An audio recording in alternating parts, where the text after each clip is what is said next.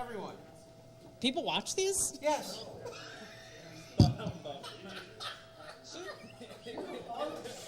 They always watch these. I'm sorry. That's a lie.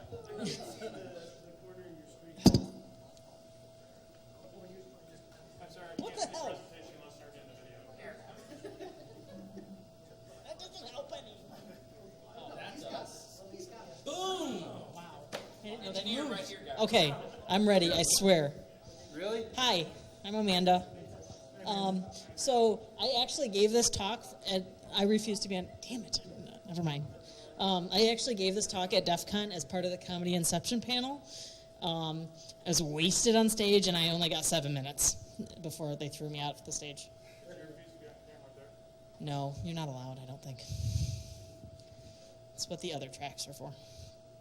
So I used to work in healthcare a lot. I worked at ISP and some higher education places. And this is talking about all the fail that I encountered. So it's pretty much exactly the opposite of what Alex talked about. If you don't do any of that, all the shit that can happen in production. Give me an explicit tag. There is one, yeah. Sorry. Do you want me to not cuss? No, we prefer it. No, Okay. All right. Fuck. All right. So, this is me. Oh, the coloring's way off. That's supposed to be red. So if any of this coloring's off, I'm sorry. Just deal with it. Yeah, I'm now, transitioning in between a network security engineer and some other kind of role at Hurricane Labs. I've been a Windows admin for a long time, and I'm not doing that anymore. Like I said, I worked in healthcare, ISPs, that kind of stuff. So, jack of all trades. There's my adult supervision required. If you're squeamish, there's a couple pictures you might want to look away for and do the whole earmuffs thing. So this is my favorite quote and one of my favorite kids' movies. If you've never seen it, it's why am I blanking? Aliens. No, it's not Monsters vs. Aliens. It's gosh, now I'm blanking. Mega Man, thank you. No, not Mega Man. No, It's Mega Man. We're going with it. Megamind. Right, it's a great movie. Screw it. This isn't one of my favorite quotes either. Just go on to the next one. So this, it is. I didn't even make these. I don't know. So it kind of describes the difference in between blue teaming and red teaming as far as InfoSec goes.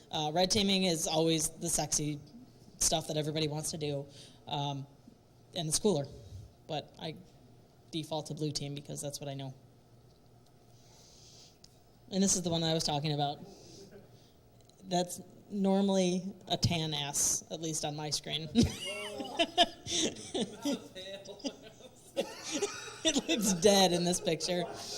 So I'm gonna preface this with everything that I don't know. everything that I'm going to talk about is stuff that the companies that I used to work for have fixed, and aren't current vulnerabilities, at least in the companies that I used to work for.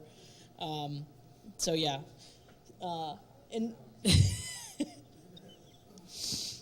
in the environments that I was in, we didn't have a whole lot of help.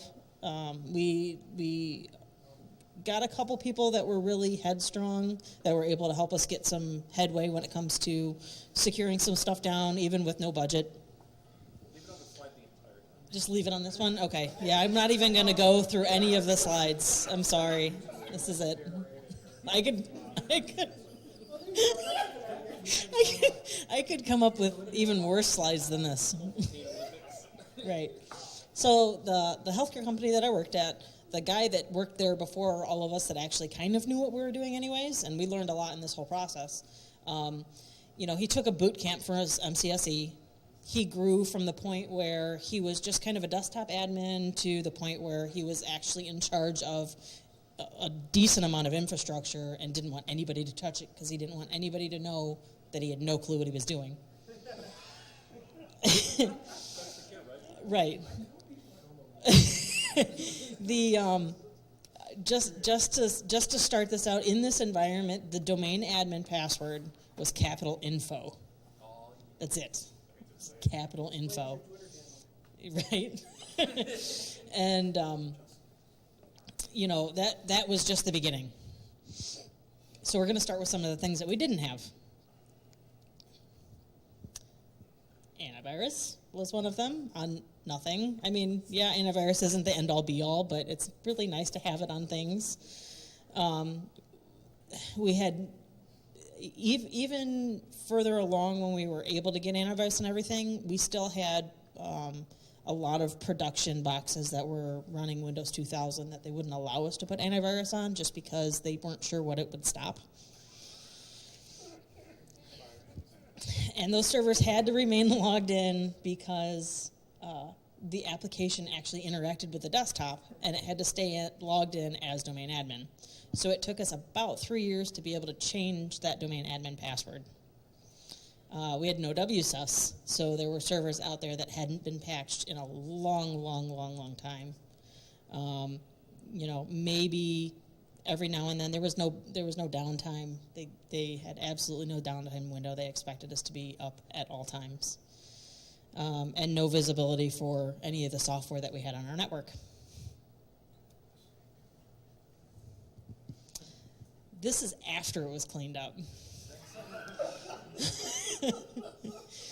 This isn't necessarily a security type thing, but yeah, we had KVM, like thick wire KVM switches at the top of every rack. So 3 cables going to every server in the entire rack was a complete wall of thick cables on the back, and there was one hot aisle. Everything was pointed to one aisle.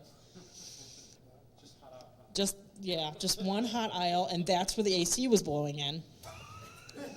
So there was no airflow whatsoever coming in the front of the servers to go anywhere, and it was stopping and just like 100-ish degrees in the server room.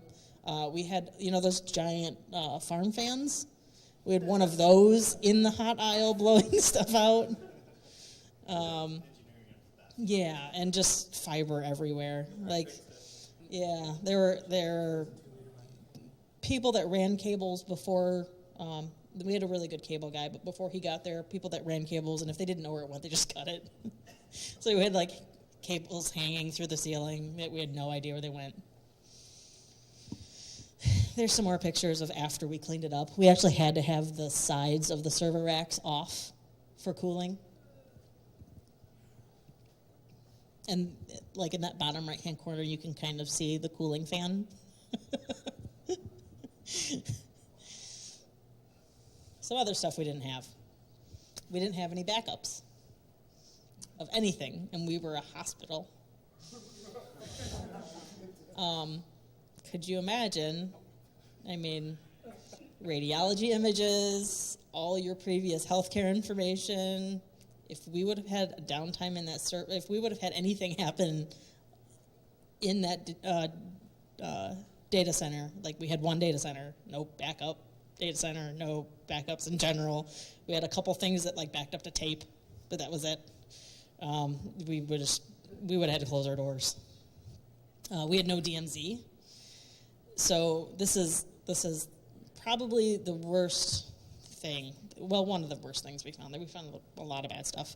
So there was a Windows 2003 box, dual homed. So there was one NIC facing the internet, directly plugged in, no firewall in between. And the other NIC was plugged into the internal network. It was a Server 2003 router, housing our housing our website for the hospital, housing our publicly facing website. But the back-end database, the reason that it was plugged into the internal of our network, the back-end database was Microsoft SQL on a 2003 domain controller that it had to contact. That domain controller not only provided all the domain services. There was like 2 domain controllers. So that one not only provided all the domain services for the hospital, it also had the DHCP scope for our guest Wi-Fi. So it's like full circle from from external to internal back to external. You could just go in a loop around it. Actually, we never got owned that we know of, other than when we paid for it, surprisingly. And no disaster recovery plan. So this was great. We actually got paid a whole lot of money to not name drop who caused us this next problem. So this is a cath lab. Does a lot of stuff, a lot of complicated medical stuff that I have no idea what it does. It does things with chambers of the heart and like implements like little stents and stuff in your heart. The boxes that these run on were shipped with Conficker. Conficker? Right? So like one night we didn't have any operators that worked overnight. We just had people that kind of answered the phones. So one lady calls and she's like, everybody's account's getting locked out. We don't know what's happening. So we were like creating a VBS script just to unlock accounts as they were getting locked out so we could actually find out what was going wrong. Like this is a Fortune 100-ish company sent us boxes preloaded with Conficker. Right, that were just locking out everything and screwing up our whole network. We got a lot of those systems for free after we proved to them. We let them know that it was happening. They didn't believe us, and they shipped us another one with Conficker. This is the point that we started scanning stuff before we actually plugged it in on the network. How many years ago was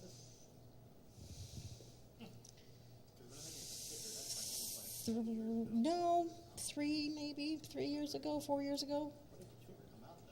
A long, long time ago. We weren't patched against it. Going back to the W's stuff. Yeah, we had MS-08-067 everywhere. That's the next slide. Had Conficker, MS-08-067, and Windows 2000 and XP was our network. That was absolutely everything. And it took us about 2 or 3 years, and we got to the point where we had a pretty decent defensive, like, security posture. This was another DMARC. This is where we had a different data center.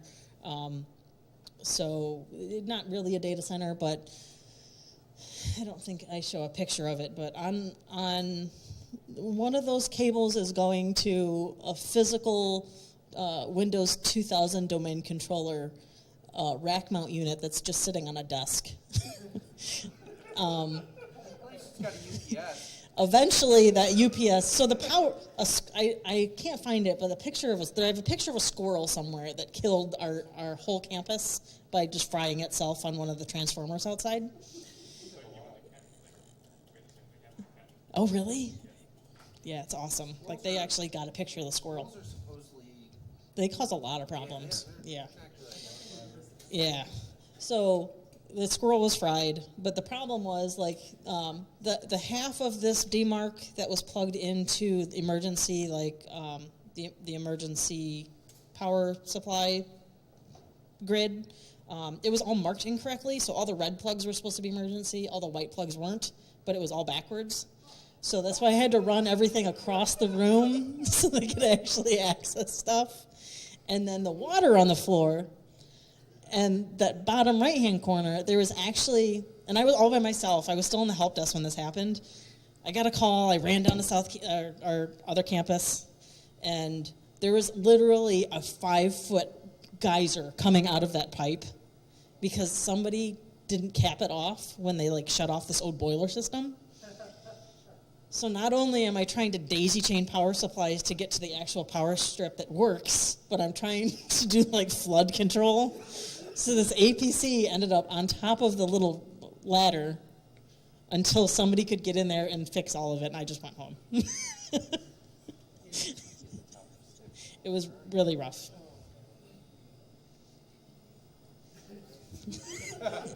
I thought this was well placed. So The only alerting system we really had against any scanning or anything like that is we had the APC UPSs set to send us SNMP alerts. Those things were better than any IDS that I've ever seen. As soon as you did a scan, boom, it knew, and you got 500 emails. It was incredible. But that was the only alerting we had. Anytime you would do a scan, it would also take down a lot of things, but for the most part, it would take down our phone system when it came into play with our operators. So normally, operators, use the phone systems to call out pages to the doctors, like code blue, code whatever, and also call physicians on call or anything else. It took down that entire phone system anytime you scanned it. We also had a couple things. So, like, we did a PCI audit. We implemented this, multi-million-dollar bedside card reader system, so everybody could pay at the bedside, or they could pay, at Quick Care or whatever for their premiums. That they were PCI compliant, but the implementation kind of wasn't. So every time you swiped a card, it would actually do keyboard emulation of the card number into an application on the desktop that would then send it via HTTPS. So the HTTPS part was PCI compliant.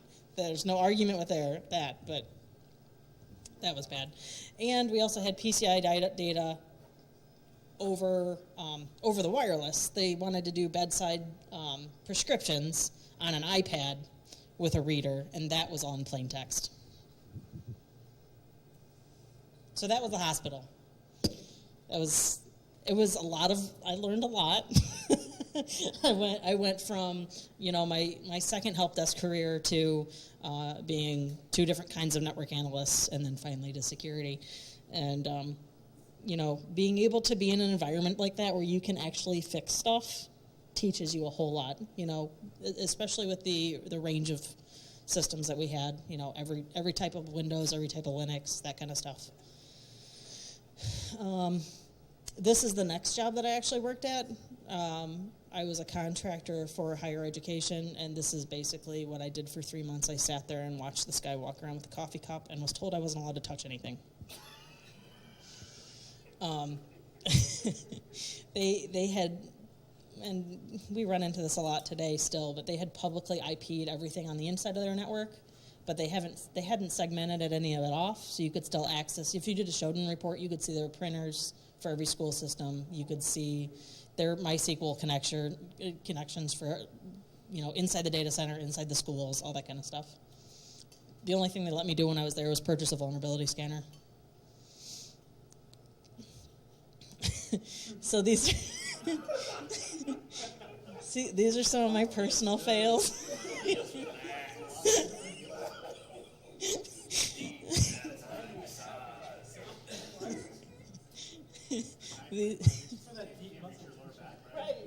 It's for the hard spots to reach. Yeah, there's a lot of spots you can't reach normally.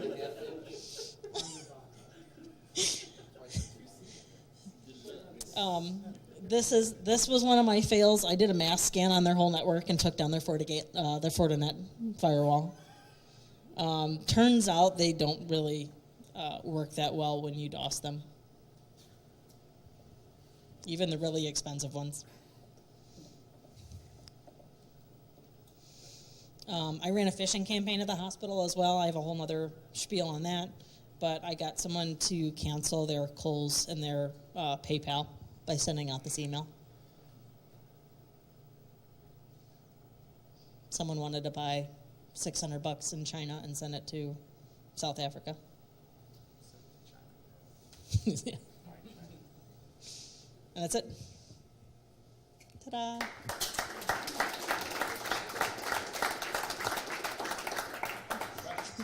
Questions? Jokes? All right, let's go. Wait, we'll just leave that there.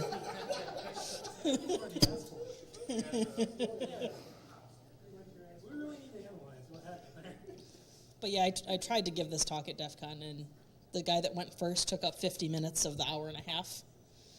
and I got drawn last out of 6 people. So it was the fastest talk I've ever given.